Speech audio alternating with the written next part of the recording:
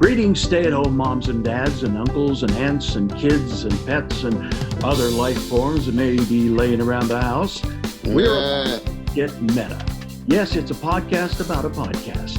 Today, we're exploring the award-winning Chasing Cosby podcast with producer Alexandra Zaslow and Cosby survivor Lili Bernard. I'm Jamie Alcroft, here with Danny Mann, hey, Friedman, and your host, Louise Palanker. Applause, applause, applause, applause, yes. Applause. Thank you, Jamie. And tell me, guys, Danny and Jamie, how are you guys doing? Is everyone well and happy? Great. And have you found anything interesting, entertaining, and enlightening online? Pretty good, not bad, yes, and maybe. All right, moving on. Thursday. So I do have a little sort of odd that you should say meta in your intro there. So a meta topic that what's that?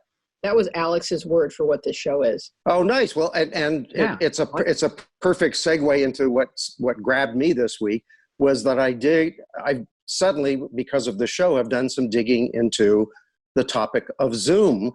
And in my research, a friend of mine had said, oh boy, I sure wish I had bought that stock 2 weeks ago. So I did some looking, and I've been reading, there's some amazing stories in the news about it because of this quarantine that's going on. They've gone from 10 million users to 200 million users in a period of about a month, and their infrastructure was completely not set up for that. They were like a small setup for classrooms and stuff. So it has invited all kinds of troubles, including something called Zoom bombing, and which has included people actually doing their dissertation for their PhDs and having on a screen behind them lewd drawings of genitalia and things coming on the screen because people have hacked into it because they've got almost no protection in the infrastructure of the Zoom platform. So when you pick background, you got to be careful what you pick. No. Somebody can hack into your conversation and insert whatever they would like. You would think that they would be more creative than genitalia. It's some really good memes. Pick one. Yeah. Anything. When this all started, the stock went from like 120 up to 160, then plummeted down to like 107 again when all of this stuff has happened. And the owner of the company has apologized. They're trying to fix it. And literally all of our identities and things are apparently open and free to be had by the dark web. And so they're having this has created some serious problems. No problems at all for Zumba classes, though. I think we'll be fine. And I think these are all things that people need to be concerned about when we step into such an unknown as what we're in right now. You don't know what else could make, and the infrastructure that is kind of like barely holding us. There's all kinds of vulnerabilities. So we all need to be careful, but we do need to continue communicating. And I think they'll pull it together and they will put all kinds of experts on it and they'll solve it because it's really saving a lot of companies. It's amazing. It's huge. Can I jump in really quickly? Just since last week, you'll notice that they've actually changed a lot of the privacy settings where now the host has to physically accept every single person into the meeting, so you can't have people just hacking in and joining and doing stuff like disrupting thesis dissertations. I noticed that was a new thing this week. We should be safe, but Just in case, though, I do have a lewd drawing that I can put up if we need. Oh yeah, we should be able to insert our own of those. Yeah, exactly. Right. We're going to talk about Chasing Cosby. The podcast Chasing Cosby takes you inside the headlines and bullet points of the case against Bill Cosby and the double life led by an icon who was once known as America's dad. While Bill Cosby was rising through the ranks of stand-up comedy, winning an Emmy as the first Black actor to co-star on a TV show, I Spy, and redefining how the world relates to a typical African-American family, he was also serially and systematically drugging and raping women and then silencing their voices. This intense and powerful story is told in the 6-episode podcast, Chasing Cosby, produced by Alexandra Zaslow, who joins us today. Welcome, Alex. Thanks for having me on. I'm a big fan of this podcast, so I'm really happy to be joining. Oh, it's just an honor to have you. Also with us is a brave and talented woman who is surviving and thriving and telling her story in the podcast. Welcome, Lili Bernard. Yay, Lily. Hey, Lily. Hey. All right, Alex, can you set up the trailer? Because I think we're going to get everybody introduced to this topic with your trailer. Yeah, sure. So what you're about to hear is the trailer for Chasing Cosby, the podcast, which was a production of LA Times and Herzog and Company. You'll hear from some of the survivors, including Lili Bernard, who we have with us today. We were really grateful to her for sharing her story with us. And we also feature Andrea Constand, who was the only one of the 60 plus victims who was able to take Cosby to court. And so, yeah, it's a pretty powerful few minutes. So we'll play it.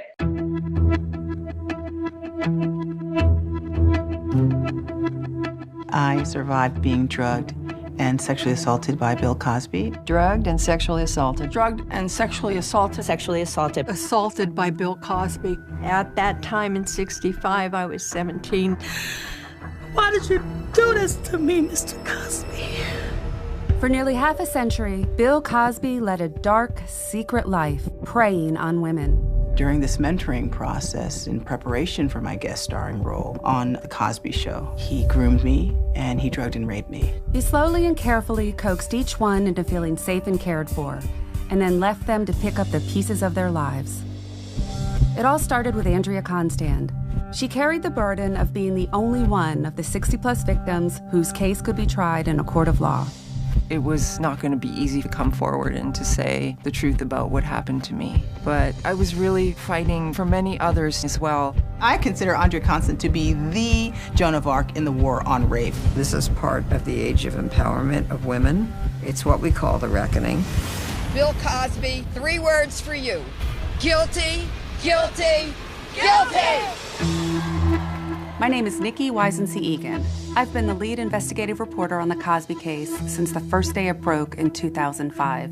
Cosby is now behind bars and still maintains his innocence. In this new 6-part podcast, the jurors, the attorneys, the families, and the survivors are finally getting their chance to speak out as one. My name is Tamara Green. My name is Shalon Lasher. Stacey Pinkerton. Therese Serenese. Sunny Wells. Lisa Lott Lublin. PJ Maston. Beth Ferrier. Jennifer Kaya Thompson. And in her own words, Andrea Constand is telling her side of the story. At a certain point, I realized that this was going to either take me down or it was going to take my perpetrator down. This is Chasing Cosby. This podcast was inspired by a book written by the podcast host, Nicole Wisense-Egan, also titled Chasing Cosby. In 2015, New York Magazine published this cover of 35 women who had come forward with their stories. Now there are 63 women who are no longer silent. Cosby had carefully constructed a paradigm within which he could find, cultivate, and silence victims. This went on for decades. Alex, can you talk to us about the tipping point? Sure. Yeah, you're right. Bill Cosby skillfully picked out his victims. They were mostly models and actresses, and he would use the same MO with them, manipulating them into a false sense of security, promising them mentorship and connections, even sometimes building relationships with their families. And then he waited until they felt protected enough to drug and violate them, which of course left lifelong scars. In regards to the tipping point, Andrea Constand was the first to come forward in 2005, and with her came 13 Jane Does. But the district attorney in Pennsylvania at the time closed the case after just 1 month without even fully investigating. So Cosby was off the hook, and he went on, his massive career like nothing happened. And then it wasn't until October 2014 when comedian Hannibal Buress performed at the Trocadero Theater in Philadelphia, which is Cosby's hometown. And he did a comedy routine about Bill Cosby in which he called him a rapist. And Dan McQuaid, a journalist for Philadelphia Magazine at the time, he happened to be in the audience that night and immediately pulled out his camera and started recording. We interviewed Dan for the podcast, and he expressed that he had no idea that the impact it would have. But the video ended up going viral, and it ignited a firestorm. More and more women were starting to come forward, and Bill Cosby's TV deals were falling through. Like NBC and Netflix were dropping their shows that they had in the works with him, and other networks like TV Land stopped airing reruns of The Cosby Show. So the allegations were finally starting to catch up with him. And then a court reporter mistakenly unsealed the entire deposition Cosby gave in 2005, and the contents were pretty explosive. They included Cosby's admissions about drugging women he wanted to have sex with. So that's around the time when Cosby's celebrity friends stopped backing him and were starting to speak out against him. So the release of the entire deposition was really the nail on the coffin, but it was a different time from 2014 back to 2005. Social media wasn't around. And so, yeah, by the time of the first trial, which ended up resulting in a mistrial, there were 63 women who had come forward. And in between the two trials, the Me Too movement had kicked off. So, I mean, who knows if that had any effect, but the tipping point was definitely Hannibal. He brought it back home, literally. And I read an interesting article right after Hannibal Buress's joke, the truth parading around as a joke.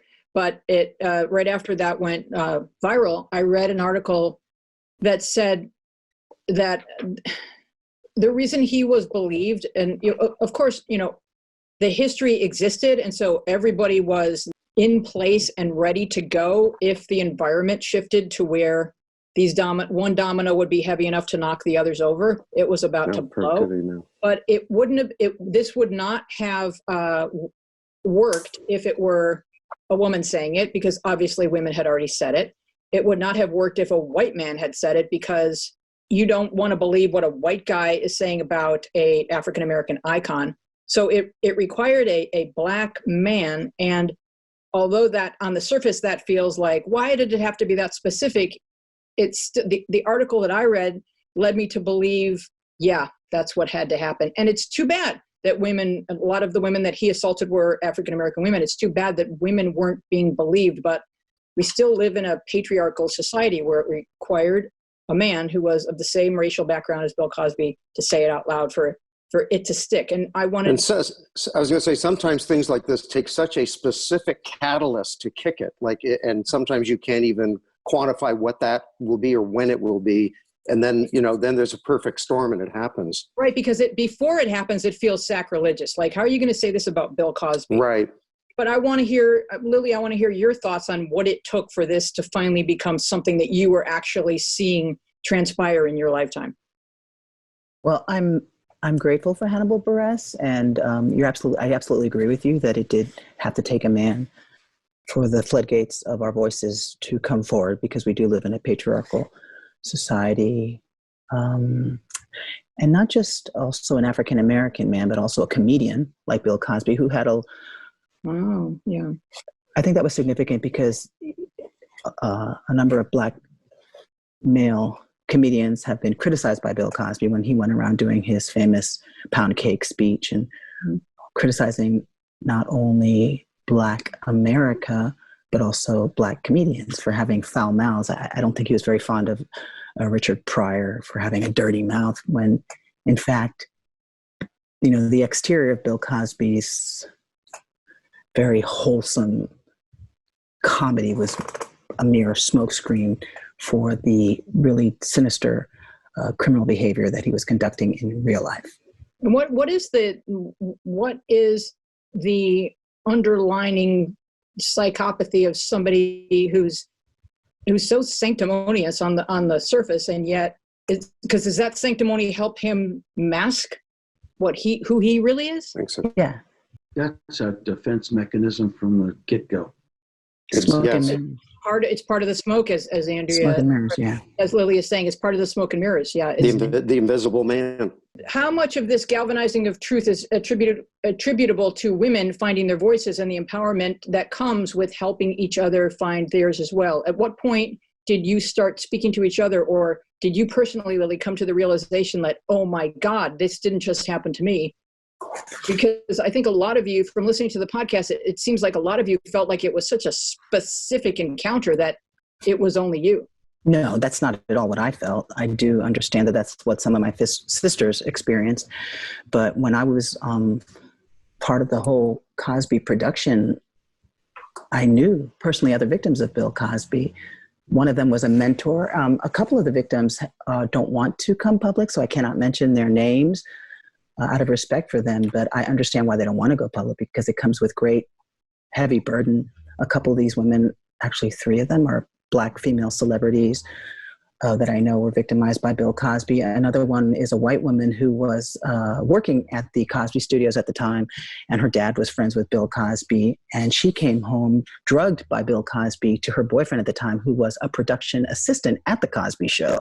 And that production assistant was very supportive of me. For example, when I spoke with the administration at Johns Hopkins University to try to influence them to do the right thing and rescind his honorary doctorate, because my son is a graduate of Johns Hopkins University. He's currently a graduate student as well. He did his undergraduate at Johns Hopkins. And so when he was a freshman there, I spoke with the administration, and this production assistant came on video chat in the meeting.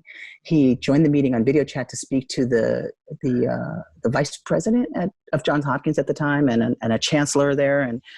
And I think she was the secretary. And my agent at the time also came on video chat, because my agent at the time was privy to what was happening when it was happening, because I told her about it. And she was trying to convince me to press charges against Bill Cosby, but I was terrified that he would, threaten her livelihood and perhaps even her life as he did mine. So, it was known. And another victim of his was a production assistant, not production assistant,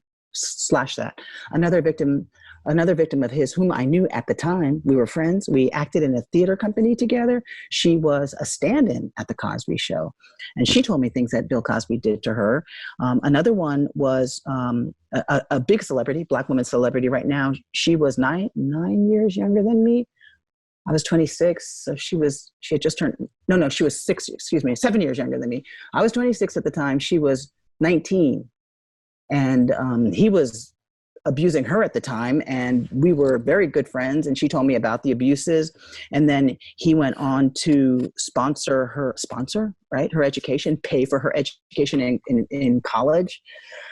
So I knew of a number of his victims at the time that it was happening. And then Beverly Johnson and I have been friends since 1991. And I knew what he did to her. So no, for me, I knew that this was a common behavior of his, and that I was just one of a plethora of victims. And Alex, give us the backstory on how you became involved in the project and how you earned the trust of everyone so that you could move forward. So I work at a production company called Herzog & Company. We specialize in nonfiction programming. We're best known for the Decade series on CNN with Tom Hanks.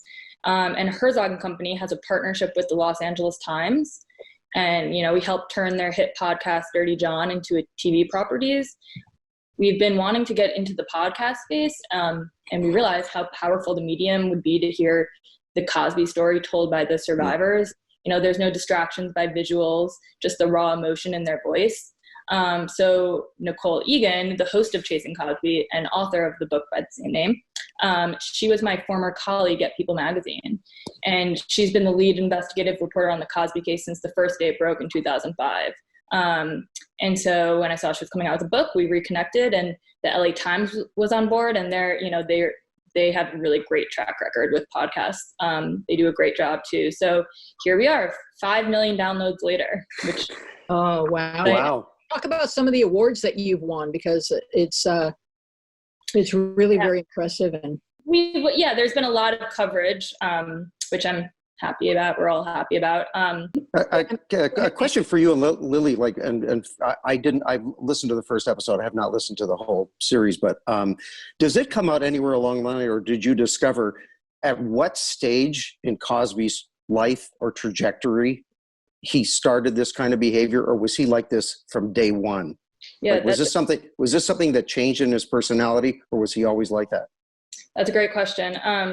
So we interviewed the first known survivor. She was sexually assaulted by him in 1965, and I believe that was the year that I Spy came out, or he was filming I Spy, and so it's been going on for at least half a century. So there's not a real turning point to which I noticed right away, or anyone on my team, but I think that I Spy was really, he was finally starting to get big, and this is what he did. He had the power, the celebrity.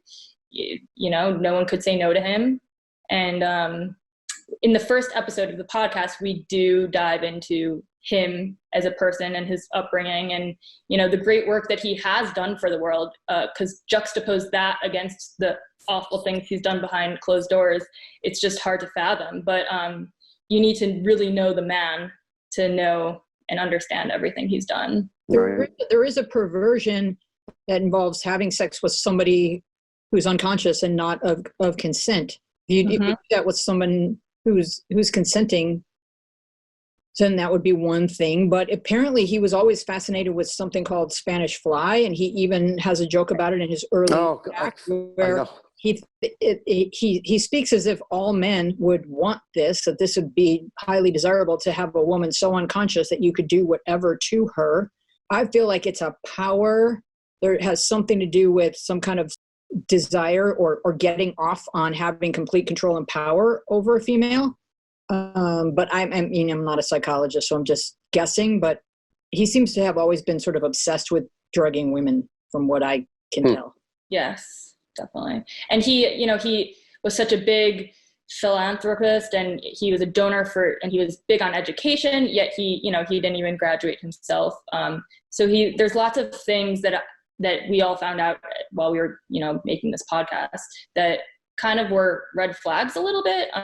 But everyone just wanted to look past it, like the Spanish fly, which he's been telling that joke since the 60s. So yeah. Well, even though he displays that he has no morals, there must have been some sort of moral line in there where he knew that he was violating the morality. He was violating a moral code that we all live by or try to live by.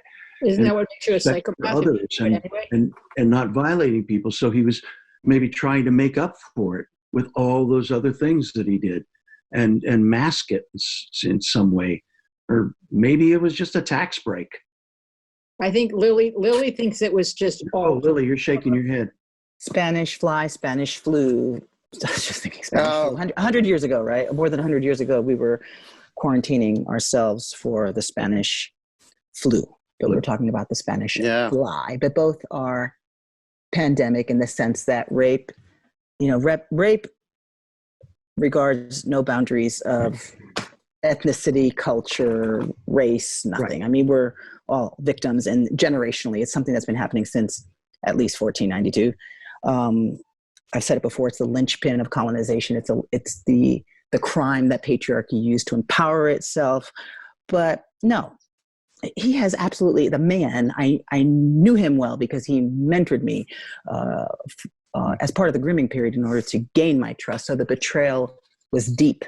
It was a very painful betrayal, but he has no sense of morals. It's not at all him trying to make up for any unscrupulous behavior. He's a very intelligent sexual predator. He has a very high IQ, and that he knew that crafting this false persona of philanthropy, of this gregarious, generous person, and then the pontificating morality with all his speeches and talks and his the keynote talks at graduations and all that would just be enough that could really divert people's attention to the reality of the situation, and the reality being that he was just using the philanthropy very, very, very intelligently to disguise his true nature, which is a depraved, lying, cowardly, serial rapist.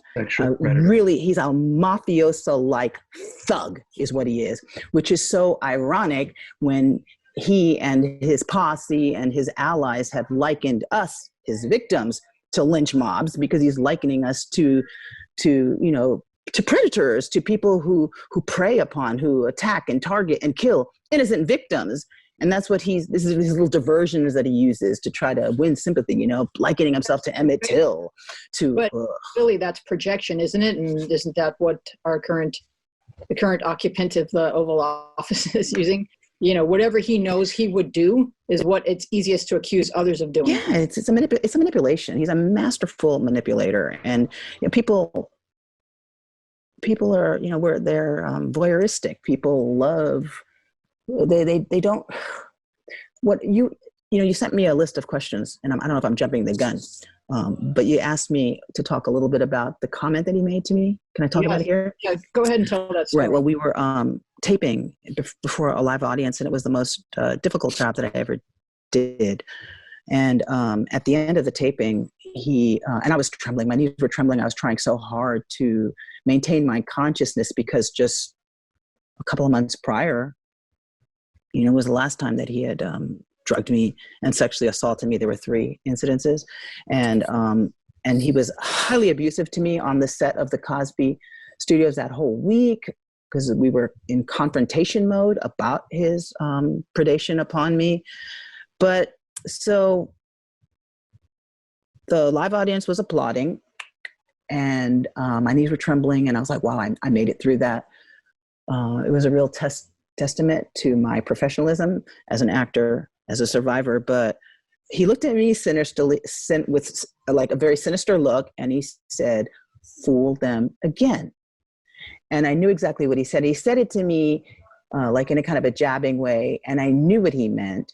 I knew that when he told that to me, that he meant that the audience that was applauding was not privy to the fact that the actor portraying the wholesome character of Dr. Huxtable is a complete opposite in terms of scruples, morality, lifestyle to Dr. Huxtable. That Bill Cosby, they did not know what I knew, that Bill Cosby, again, is a liar, is a decadent, deceitful, predatorial rapist. I knew that he was a predator. I knew that he was a serial rapist because, like I said, I was privy to other women whom he was abusing at the same time that he was abusing me, some of whom were my friends. Mm-hmm. So that's what that meant to me. So the whole thing is just phony philanthropy. We talk about, Alex and I were talking about whether or not we can separate the art from the artist, and maybe I can let Alex talk about that, but I can't. Yeah. But Jamie, you had a story that you wanted to tell about an encounter that you had. Jamie's a stand-up comedian, but you had. I didn't need to tell it. It's almost redundant. But the first time I was made aware of it was in the early '90s, when my comedy partner and I were opening for Diana Ross, and the fellow who ran the dressing rooms, the complex, he was very fastidious, and he really, always made sure you had everything in the dressing room that was in your rider, and it was, and we became friends. We opened for her for 6 years, so I would spend 18 weeks a year in a casino, hanging out with George downstairs in the dressing rooms, and he told me he seemed depressed, and I said, "George, you're not the usual ebullient George that I know. What's going on?" And he said, "Oh, I'm down on myself. I'm just down on myself." And I said, "What's wrong?" He said, "Oh, well, Mr. Cosby was in last week, and he wasn't happy with the girls I got him for his 4 o'clocks, and I just, and I really tried to do the best I can for the guy, and blah blah." And I had met Bill. And I had never met, but I had seen Bill Cosby with his wife, and I know that he was portrayed as a family man. And just to know that he had a hooker or a girl or at 4 o'clock every day, just a victim. Yeah. And you're right, Lily. They were victims. They were victims, of course, and that's probably the way he treated them. God knows what went on in those dressing rooms. But so there were people who didn't know that these girls were being drugged. Did people along the way just kind of think, oh, these girls are going willingly back here to see Bill Cosby, and or did people know that girls were being drugged? Well, it's the power of celebrity. It seems to gloss over so many ills, and at the time, in retrospect, we look back on it, we say, oh, we should have seen it. And I wonder, for Alexandra and Lili, if you know of any studies that have ever been done about Bill when he was a youngster or when he was in high school, what kind of person he was then, because I wonder what type of culture or genetic background breeds this type of predator. Well, he writes about it. Alex, you can talk about it, right? He writes about it. He wrote about it. Go ahead. Yeah, he had, best-selling comedy albums that he had one called Childhood, which is based on his childhood. Started out as a child. Yeah. Yes. But what I find most shocking is that he doesn't drink and he doesn't do drugs. He doesn't like to not be in control. So it's just, very, you can Lily. Alex, why do you think he doesn't drink and he doesn't do drugs? Because he said that? Would you believe anything that he says? I saw the man drink. Yeah. I saw the man drink alcohol. Interesting. A friend of mine saw him take a big load of pills one day and went like this and shoved them all in his mouth. He didn't know if they were vitamins or whatever, but a friend of mine, a very good friend of mine, saw him, who's a filmmaker, saw him grab a bunch of pills and shove them in his mouth. So you can't believe anything the man says. I tell you, I saw the man drink alcohol on more than one occasion. No, and I believe the same about Trump. I don't believe that he doesn't drink. I think he's a complete drug addict, for sure. Oh, well, what has addled his brain other than that? I mean, something has addled the man's brain. So let's talk about legacy, because I've heard Felicia Rashad talk about legacy, and I feel like she's talking about her own legacy because she's on that show, and I get that a lot of people are on that show. And this is horrific for them. How many years did they spend devoting their lives to this? But for her not to have the backs of other women, to sacrifice them for her own legacy really hurts my heart. Well, can I talk about that? Yeah. Because things are much more complex than they appear. Okay. So, of course, number one, we all know that it's not about people taking down his legacy. It's about Bill Cosby taking down his own legacy, right? And the denial, her denial can be multifaceted. I can't speak for her. I can't think for her, but I can tell you as a guest star on the Cosby Show myself that there's a sort of like cognitive dissonance that happens because it was legendary not just for Bill Cosby, the Cosby Show. He was not just a legend, but the Cosby Show was legendary in terms of the history of America because it did so much to alter the public perception of Blackness, right? Of the Black family, that it showed that Black people are just the same as any other quote unquote race of humans. It did not touch upon the fact that we are burdened with more injustices than white people are, that we are targeted, racially. And however, it did a tremendous good for the image of the Black family, for the image of the Black male. And I can tell you that my being on the Cosby Show and acting on the Cosby Show was one of the most fulfilling, legendary moments in my career because I had done work in other films before. Prior to guest starring on the Cosby Show, I had starred in a BBC film opposite Eric LaSalle and Ving Rhames, who are big Black male celebrities. I had co-starred in Stephen King's Golden Years, for which I was written up in Variety magazine. For that BBC film, I was written up in the Sunday Telegraph by Sean Day-Lewis, who's Daniel Day-Lewis's brother. So I already had a career going into it. So I was used to being on the set, but every time I was on a set, it was, white writers, white producers, white PAs, white stage managers, white makeup, white hair, white wardrobe. Now you're in the Cosby studio where the majority of people in the crew were Black, where you have Black people writing, you have Black people directing, Black people managing. There were also white people, but you have Black people stage managers. A Black woman, Ann Wallace, was a stage manager. Mm-hmm. I've never seen a Black female stage manager in my life. Productionist is just Blackness everywhere. And then now you're part of something that's just historically lifting up Blackness. And it was so exciting, so electric. And being on the set was far greater than Bill Cosby. So yes, I do believe that Felicia Rashad is talking about her own legend. And it's tragic. It's tragic that Bill Cosby provided this platform through which so much greatness could happen in terms of Black production, that it could advance the careers of so many Black people in production, in film, and yet just drop the whole ball for all of us, So I still get residuals for my guest starring role on the Cosby Show. So I can only imagine how that's impacting the the livelihood of those people who were regulars on the Cosby Show. They went from receiving hundreds of thousands of dollars a year to pennies. So of course they're going to be angry. Of course, but Felicia Rashad I take it as a great offense to what she said in terms of a Black woman attacking other Black women, because more than a third of us, of Bill Cosby's victims who spoke publicly, are Black women. But it was tremendous. And it's hard. Bill Cosby, one of the threats that he spewed out at me was that going forward, he said that anything that came out of my mouth about him better be positive, and that he has people everywhere, and that if I ever say anything negative about him, it's going to just take one phone call, that he will erase me, that I better watch my back. And so anything I ever said until 2014 about the Cosby Show experience was positive. I never said that Bill Cosby was a nice man. I never said that. I said it was electrifying. It was an amazing job, because it was. I mean, unfortunately, at the helm was this monster.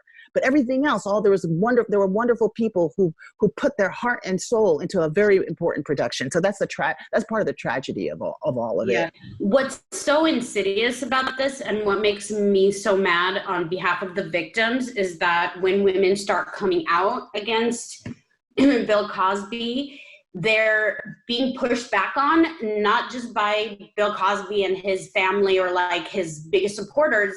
It's like the entire culture.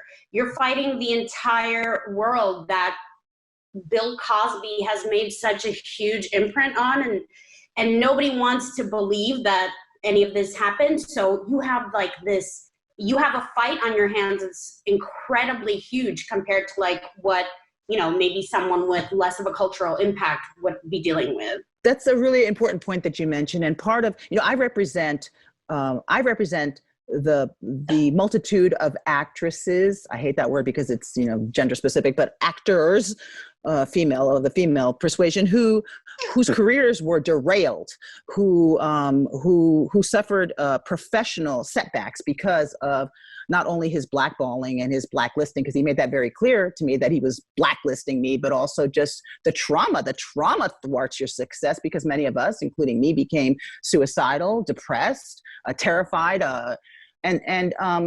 but yeah, I get attacked, right? I get attacked a lot in the public by rape apologists, people who love Bill Cosby. And what I found is that sometimes I'm attacked by people in Asia, in the Netherlands, in South America, who perceive Bill Cosby to be their dad. And so that's really how big it was. You made an important role. He was not just America's dad. He was the model of fatherhood throughout the globe, for people all around the globe. My parents live in Spain. My dad passed away a couple of years ago, but my mom still lives in Spain. And I was in Spain when reruns of The Cosby Show were happening. And I saw myself on Spanish TV in my parents' home in Spain, dubbed in Spanish, and so. Yeah. How was the woman who dubbed you? Was it pretty close? Did you feel good? It was interesting because I had just had a miscarriage. That was my first pregnancy. It was in It was in 1994, and I had a miscarriage, and it was just only a couple of years away from the Bill Cosby abuse, so it was very fresh in my mind. And I was in Spain with my whole, my family, my parents, and I had this horrible bloody miscarriage. And as I was coming back from the DNC, from the hospital, I had been there, for a couple of weeks, and my family, they were saying, "Oh, I wonder if your Spanish episode is going to come on the rerun. We've seen you dubbed in Spanish." Spanish is my first language because I'm a Cuban immigrant, but they say we saw you dubbed in Spanish. Maybe it'll come on again. And lo and behold, the day that I had the miscarriage and I come back from the DNC procedure in the hospital, I'm literally stepping foot in the door and my nephew runs to me, "Lil, tia," which means aunt in Spanish.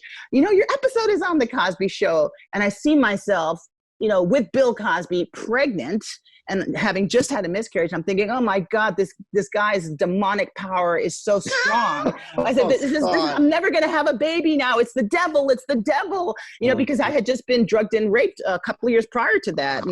And I thought, and my sister's like, "No, look at it as a good sign. You're pretending to be pregnant on the show. You will have babies." I'm like, "But the devil. I love your sister. So yeah.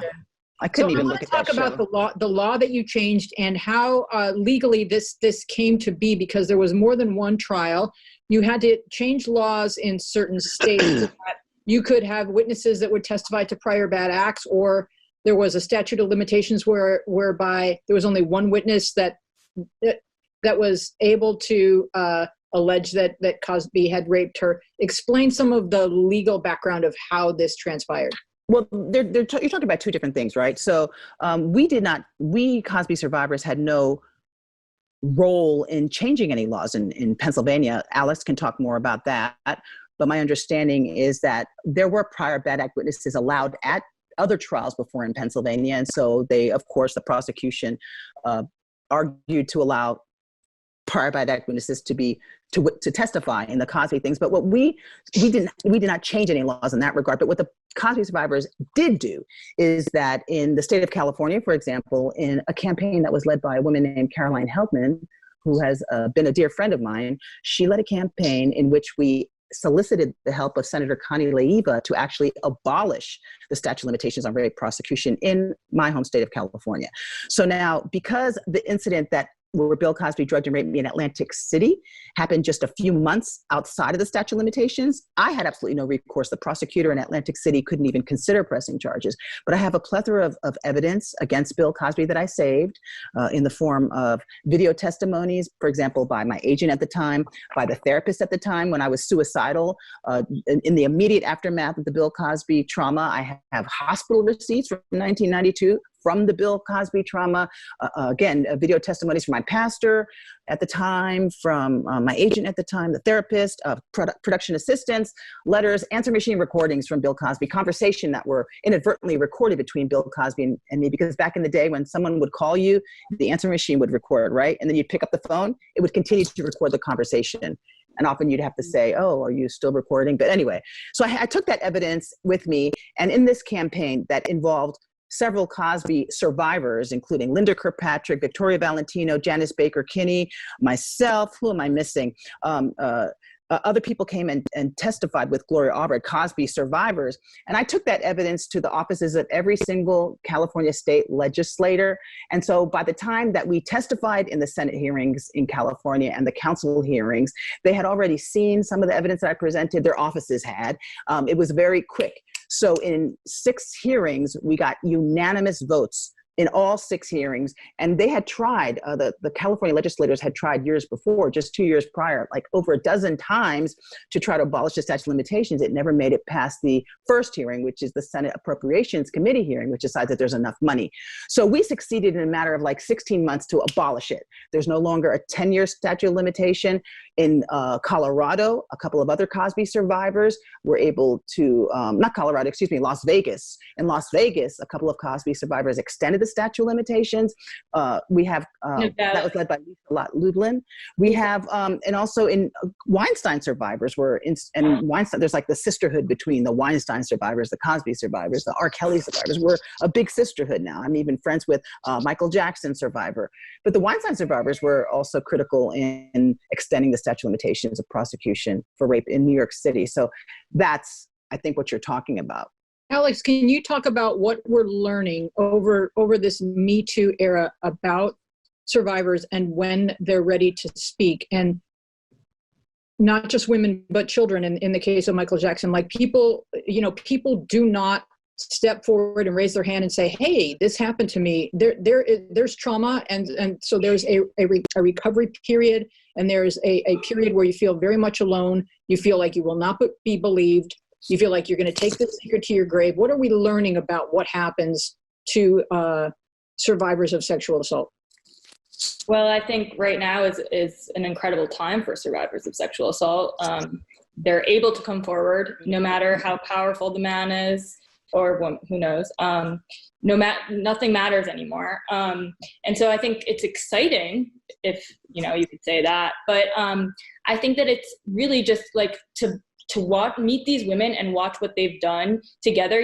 Like Andrea Constand was the only person that was able to come forward and take Cosby to court. Yet over 60 women came forward just to support her. It's astounding. It's, when you Google their names now, that's what comes up. That's talk about legacy. That's what their legacy is, which in a way, I mean, I admire it completely because, there's a burden in coming forward. Your kids now are, made fun of in school, and, you have trouble maintaining a relationship. So just by meeting and getting to know these women, I've found that I just have a ton of respect for them, but I could see why it wouldn't be easy because, like we said, like the power, Cosby, I mean, yeah, in Spain, Cosby was huge. Cosby was huge around the world. So you're not just talking about like, you know, I think he was even bigger than Harvey Weinstein. He definitely was, you know, people all over the world knew who he was. And, you know, he had that persona as America's dad that he was able to hide behind. So I think that Cosby is a hard case because no one wants to believe that America's dad would be guilty of such horrible crimes. But I think that we're now finally in a place where they're believed, and you know, these women are given a voice now and a platform to share their truths, which should have come a long time ago. And one of the things that I can personally speak to was I was a witness at the Michael Jackson trial. I was someone who knew and mentored the young victim of abuse. And at that trial, I met my future husband, who was the prosecutor. So I was cross-examined by Tom Mesereau, and I found him to be a bully. So when I was listening to your podcast about the way that he treated these women and victim blamed, and I just don't know, what is the makeup of a person? I get that you're a lawyer and that your job is to defend that everyone deserves a fair trial in an American court system, but what is this whole, you know, it's like this whole historical precedent that anytime a woman says something, you're going to belittle her and accuse her so that you can maintain the status quo. Like, what is going on with that? I mean, Lili was in the courtroom for all the trials when Mesereau was cross-examining. People gasp. What happens in the courtroom when you hear him raising his voice to someone who's already survived what she has survived? Like, how do people react to that type of male behavior? And it's not just male behavior, because one of the defense attorneys was a woman. Okay. A woman. And she was the most vicious in the trial, in the second trial, which rendered a guilty verdict. As a matter of fact, she was so vicious that I think it did not behoove her at all, because the jury was appalled, I believe, at her viciousness. So it's not just men attacking women. I think at the very core of society is the deep hatred for women. And unfortunately, there are some women who do the dirty work of the misogynist. Yeah, no, I agree with that. In the case of Michael Jackson, I think he also had that same lawyer on his team, and the people that they're attacking are children. So I guess it doesn't matter who's victimized. You know, your job is to defend this person and to swear publicly that this person is absolutely innocent, which he to this day, Tom Mesereau swears that Michael Jackson would never harm a child. And I don't know if he says the same thing about Bill Cosby still, but it's very disheartening that, as hard as it is to testify, that you can't properly prepare someone for what the cross-examination is going to feel like. It's brutal. It is. It's brutal. And I think it's a travesty that the justice system allows the re-victimization of the victims on the witness stand, whether they are women or children. It's just horrifying.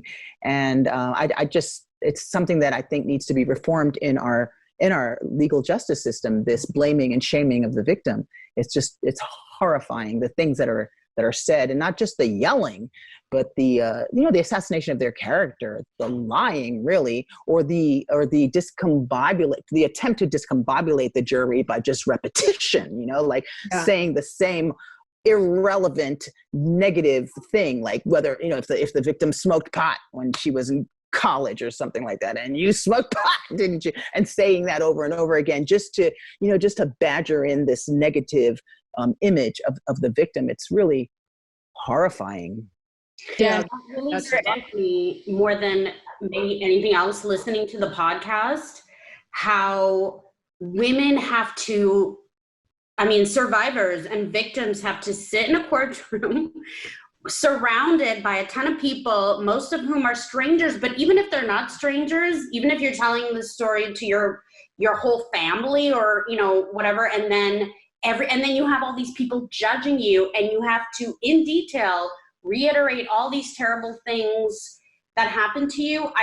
What you just said, Lili, that same thing went through my mind is, why isn't there a better way to do this? It just seems, and it just is telling about how the process isn't really about justice for the victim. It's about protecting powerful people. Yeah, and one of the things, snap.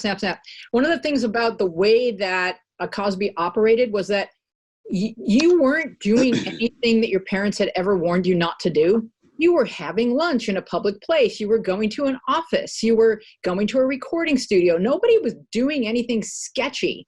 Right. And as soon as he handed you a drink or some cold medicine, it was lights out.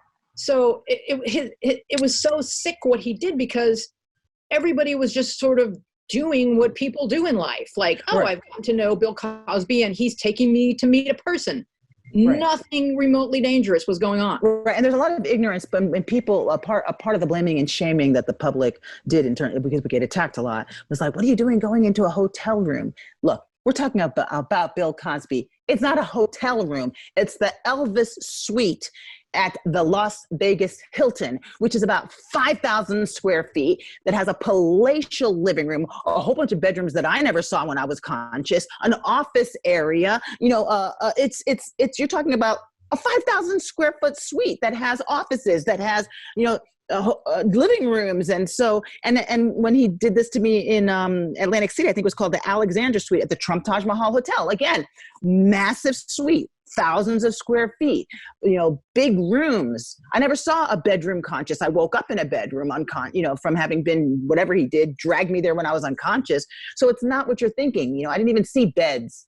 I saw an office table. I saw desks. I saw, dining areas. So it's not that. And it's not uncommon for people to have business meetings in a massive 3,000 square foot hotel suite. Yeah, and the thing too was that it was never a date for any of his encounters. No. They never began as dates. This wasn't even date rape. He was mentoring somebody. That's right. Yeah, like in the case of Andrea Constand, I mean, she worked with him at Temple University. So when she took the stand and they asked her why she called him X amount of times after the assault, it's because she worked with him. And if she's planning, whatever she's planning, she needs to call him because, he's Bill Cosby and he's, loaning money, or he's whatever it is, that you need to keep in contact with them for that reason. So, and for her to have gone to his house, as someone she works with, that's a normal thing to do. Right. And then Dr. Barbara Ziv, who the big difference between the second trial and the first trial, of course, was a hung verdict. The second one was a guilty verdict, was that the first witness whom the prosecution put on the stand was an expert witness by the name of Dr. Barbara Ziv, a forensic psychiatrist. And she edified the jury by just debunking all these rape myths. For example, people say, well, it must have been consensual, like Alex said, if you went back to him after he raped you, right? You must not have been afraid of him. But no, it's not uncommon for rape victims to go back to the rapist after the rape. Why? Because she pointed out the federal statistics that indicate that over 85%, I think it is, of rape victims actually had a personal, intimate, platonic relationship with their predator. So whether it be a mentor or an employer, which in my case it was both an employer and a mentor, or an uncle or a priest or a coach or whatever. And so what happens is when this person, you've had a platonic, healthy relationship during the moments when they are grooming you, and then all of a sudden this horrible thing happens, you're like, whoa, the cognitive dissonance is like, did that really happen? Is that in my imagination? Did I do something to cause it? Why did it happen? And so you go back to the perpetrator to find out, why did it happen? Did you really do this? Why did you do this? You confront them. And then you also want to make the relationship right? You want to bring it back to how it was before you met them. And in some cases, if your career is involved, as in was my case, or as was Andrea's case, or whatever, it's a lot to have to process. And so that's why people go back. A lot of people wanted to know, like, what did you give me? What happened? Yeah, that's true. That's one of my questions. What did you give me? Did I accidentally get drunk? Because I did not know that he drugged me until the third time he drugged me. I thought that I accidentally gotten drunk. The first time I thought it was food poisoning because I had symptoms that were just like it a couple of months prior. So I thought I had food poisoning from the lobster that he gave me, and I passed out. And what happened? You know, did this really happen? Could this have happened? You know, it's just like, you don't want to believe it. I couldn't believe it. How could this man who has been mentoring me for so long do this? No, it has to be in my imagination. It didn't happen, right? So you don't want to believe that it happened. It's craziness. Can you explain, Alex, what happened? There were 2 trials, I know there's something called double jeopardy, but is that just in murder? You can try it again if it's this type of crime, because they tried it twice. Right? Yeah, I mean, so the first trial did end in a mistrial. The jury just couldn't come to it. I think I know. It's a mistrial. It's not. Yeah. So, I mean, the jury, they were fights, and someone started smoking again. So it was very contentious. And they just came back saying, there's nothing we can't all agree on. But I do want to say to Lily's point about Dr. Barbara Ziv, they did make changes in the second trial. They allowed 5 prior bad act witnesses, which are other survivors, to testify, which was great, obviously. And also, like she said, Dr. Barbara Ziv, who also testified in the Harvey Weinstein trial as the sexual assault expert. So hopefully this is the start of a new era of educating the jury before they go into make big decisions like this that affect a lot of lives. Yeah, and I know that there was a lot of that came in during Michael Jackson in terms of child sexual abuse. So when the guilty verdict came, was that in Pennsylvania? Help us remember where this. Yes, okay. In Montgomery County in Pennsylvania. Same courthouse.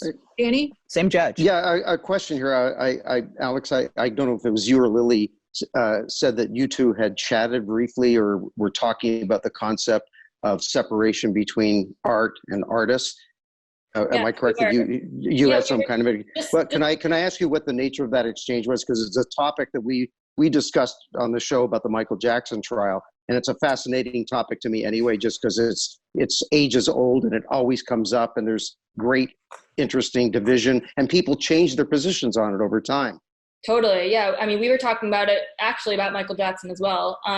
We were saying how, it's hard to, I don't listen to Michael Jackson music anymore. I have a really hard time with that. But we were saying the difference is I would never go and turn on the Cosby Show. I would never, if I'm watching a Harvey Weinstein movie, I probably don't know it's a Harvey Weinstein movie because I'm specifically not going and watching that now. But with music, we talked about how it's a little different because you could be in a shopping mall, you could be in a workout class, wherever you are, the song could just come on. Like it's happened to me with Michael Jackson with the radio, and you have to immediately turn it off. And I cannot separate the art from the artist.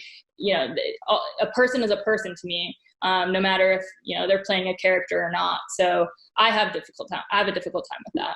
I have a difficult time. I find, my foot will start tapping, and although I know rationally that there were a lot of different people that worked on that recording, just like there were a lot of different people that worked on that television show, I still will get to the button as fast as I can. I don't want that song in my head. And music stays in your head longer than an episode of a TV show or a movie. Music will just hang itself on a hook inside your head, and then, and I don't want that there. An interesting element of that is that when you first discovered a certain artist at 7 or 8 years old, say, and that imprints on your brain as part of your psyche, and then years later, as a much more cognizant adult, you find out that something terrible went on, it doesn't, you can say, God, I'm never going to listen to him again or watch that movie again, but that imprint of how you felt about it at that time, if you see it, it still triggers that thing in it. Like, I remember I was a huge Jerry Lewis fan as a kid and got to meet him, got to work with him, and over time started hearing about horrible things he had done and, leaving his entire family out of his will and all this other stuff. And, that was him as an adult, but it doesn't erase those 7, 8-year-old belly laughs when I look at it and remember how funny it was and what it meant to me at that time. So it's hard to just negate that part of who you are, and yet rationality tells you that you should. I know for you too, Danny, it's Annie Hall and Woody Allen, and Woody Allen's a big one. We could all make really long lists, and so I think it has to be. Everyone has to take inventory for themselves. I will watch that. I won't listen to that. It's personal.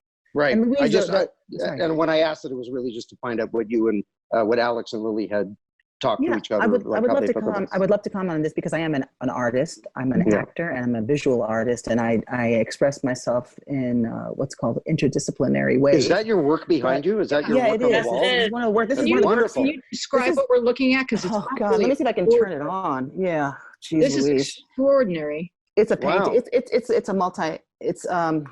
It's a work for which I have received death threats. While we're waiting for Lili, I just had a thought about how we were talking about legacy before, and now we're talking about like the art versus the artist. And I feel like what we should, like, the takeaway of this moment is that what's more important, like, let's move away from like celebrity culture and more towards believing women. Like, that's the story, that's the legacy. And I know there are people that are like, oh, I'm so sad I can't enjoy Pulp Fiction anymore.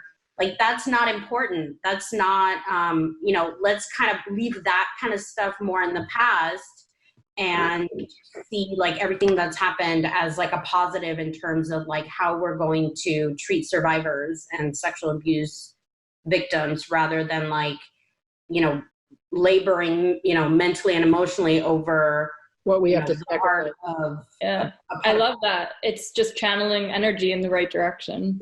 Yeah. And what I love about these conversations, Alex, is that, Bill Cosby is a 1 in a billion figure, but every town and every school can have this kind of charismatic figure with a neighborhood charismatic coach or teacher or religious leader who has snowed everybody into feeding into their patterns of behavior that are abusive. So we can all learn from it. Just because we're not going to all encounter Michael Jackson or Bill Cosby doesn't mean that we shouldn't believe people who have had encounters with somebody who's influential in their own town. I think Lily's. I have a hope that maybe we won't put so much of our faith and love and like just worship in general into celebrities and celebrity culture. Yeah, even if it's on it's on a local level, there can be someone in the town that's getting away with these patterns of behavior because they're so charismatic and powerful within that community. Okay, Lili, go ahead and describe. My apologies was like my butt in the camera when the computer fell. Yeah, my apologies. But go ahead and explain what you've created there. Well, it's a work of art. It's a 2019 mixed media painting. It's that it has a lot of symbolism in it. Too much to explain in this chat. Just to suffice to say that the fan base of Michael Jackson is so immense that I've received a multitude of death threats and rape threats over this work. Some people were leaving weird objects at the end of my driveway, so much that I had to report one of the threats to the LAPD. But but I wanted to, Louise, I wanted to respond to what you said about the impact of music. I do consider, as a visual artist and an actor myself, I do consider, and I'm not a musician, music to be the highest art form because of that quickening that happens that Danny mentioned. Was it Danny who mentioned that? Mm-hmm. That probably. Yeah, that music, the power of music is that it can take you back to a moment of time. Mm-hmm. Sure. You could just hear a couple of notes, and like it just, this quickening just takes you right back to where you can smell what you can smell what happened at them. You can see it. You can remember the dialogue. It just takes you right back like no other art form can. And so what I because I'm friends right now with one of the Michael Jackson victims, I was telling Alex that we communicate over the phone, by text. We were supposed to meet each other. I was supposed to meet his family, his wife and his children before the coronavirus quarantine happened. Oops. But when I hear music now, because there are some stations that continue to play Michael Jackson songs, and I have to turn it off too, and because I think about what my friend suffered, and being myself triggered by the Cosby, like this is very difficult for me to do right now, just to hear all this talk about Bill Cosby. It's very difficult for me to maintain a state of non-anxiety and non-panic. But when I hear those songs on the radio, I think of my friend and what he must feel when he hears those songs. And then I can't just text him and say, hey, you know, I just heard a Michael Jackson song and I thought about you because that text could be triggering to him. And he doesn't want to have to, you know, as a survivor, when people just start mentioning the name of your perpetrator out of nowhere, it can take you off guard. And then you're not prepared to deal with whatever emotion happens. So you have to be really prepared at all times when someone mentions your perpetrator to have to deal with the horrid memories that come back into your brain. And so I tried to think, well, geez, like, I loved Michael Jackson music too. You know, I have one son, I have 6 children, and one of my sons was dressed like Michael Jackson for his pre-K Halloween parade, and also his kindergarten Halloween parade. And we memorized his routines and his dances. And so I started thinking, well, geez, can I listen to Michael Jackson music that he made before he was a sexual predator? Like, what about the Jackson 5? Can I listen to ABC? Can I listen to Ben? You know, and so I don't know, but I can't listen to that music either. And it's hard for me with the same thing with the Cosby Show. I can't turn on the Cosby Show. But at the same time, when I stumble across the episodes because someone might have it on the TV or because one of the episodes are played in some newscast that I'm in, I actually look at those fondly. You know, sometimes because I was in it and it was outside of the predation that I suffered. There were wonderful working moments with the cast and crew that was phenomenal, with whom I'm still friends, with great moments of work and career and pride in our work. And then just some of the stuff was really funny, and he was really good as the writing team. They were really, so it's confusing, you know. The conflict is mind-boggling. And yeah. I was just, as you were talking, I was saying, you know, we can empathize and we can theorize about it, but we can't truly know what you experienced. And I'm really appreciating hearing you verbalize it, because it gives a perspective that none of us can actually know. It's hard, you know, like I said, because I just look at the episodes and they're really good memories for me, you know, outside of the predation, of course. It's just really the people, you know, the friends. I still have friends. I'm deep. I have really good friends from the Cosby cast and crew still. All right. Well, Alex, tell us where we can find the podcast and how people can listen, especially people that haven't tried a podcast before. Go ahead and tell them just how easy it is to locate and listen to a podcast. It's so easy that any listening device, any platform, it will be there. So whether it's Spotify, Apple, Stitcher, it's all there. Just type in Chasing Cosby. It's the logo has an interesting sweater that you might recognize. What I tell people is you don't even have to download an app. You can just go to a website and they will play directly from a website. And then you can pull up something else on your browser and it will just keep playing. And then you just click on the next episode. So I highly recommend this. It's so well done.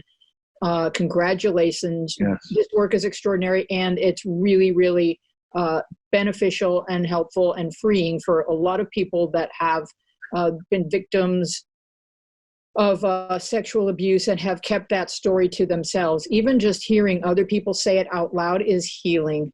And one day they may talk, they may never talk, but it's just really helpful to know that this has happened to people, and that you're a whole person, and that this just because this happened, it doesn't define you or describe you. It's just a thing that happened to you, and that you're much, much bigger than any one incident or any series of incidents that happened. I celebrate you for telling these stories. It's so important. And we're going to jump to what's Twitter trending today, because what's Twitter trending is hashtag Wisconsin primary.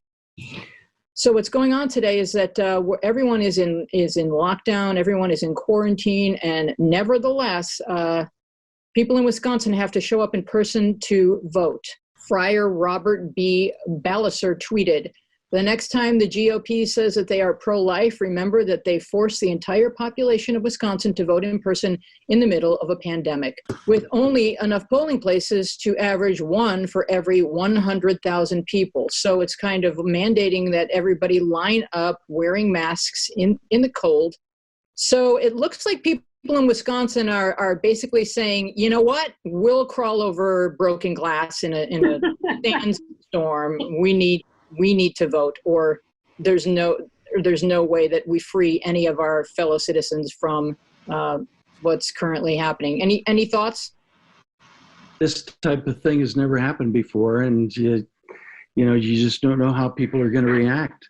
And certain governors, like our governor in California, blew the whistle and took action. the governor out there is just not doing much. Well, this went all the way to the Supreme Court with a 4-3 decision. Thank you, Kavanaugh and Gorsuch. They voted that Wisconsin has to show up in person during a pandemic and vote. It's appalling.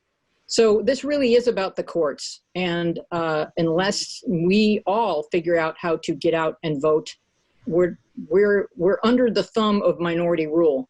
And it's really terrifying. Yeah, it is scary. Can we take a little break? I have to find out about Lili's piece of artwork back here. Who is the hebephile? Oh, that's R. Kelly. Oh, this is R. Kelly. So a pedophile. Kelly. And what about? A pedophile is a person who preys on prepubescent children. That's Michael Jackson. A hebephile is a person who preys on pubescent children, like the ages of 14, 15, 16. A febophile is a person who preys on well, okay, let me go back. This is prepubescent. This is pubescent. So actually this would be like someone who's in puberty. And then this is someone who's like adolescent, but under the febophile preys on adolescent people who are minors. And Bill Cosby did prey upon a number of people who were children at the time when he drugged and raped them. They were 16, 17 years old. Wow. So there's, like I said, there's loads of, and then there's loads of subtext in this work, too much to So that's your filing cabinet. Yeah, because So what's a legal file? It looks like a slot machine. Just for those of you who are listening to the podcast. Yeah, it is a slot machine. It's online. If you go on lilibernard.com.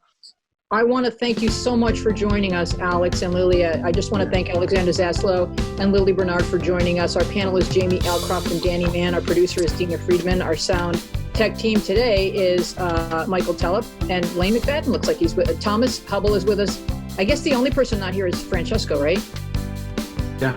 I'm on Lane's computer. This is Michael. Yep. Our sound mixer is John Maddox. I am Louise Palanker. This is Things I Found Online, and we will see you next week. Be safe, be well, be kind.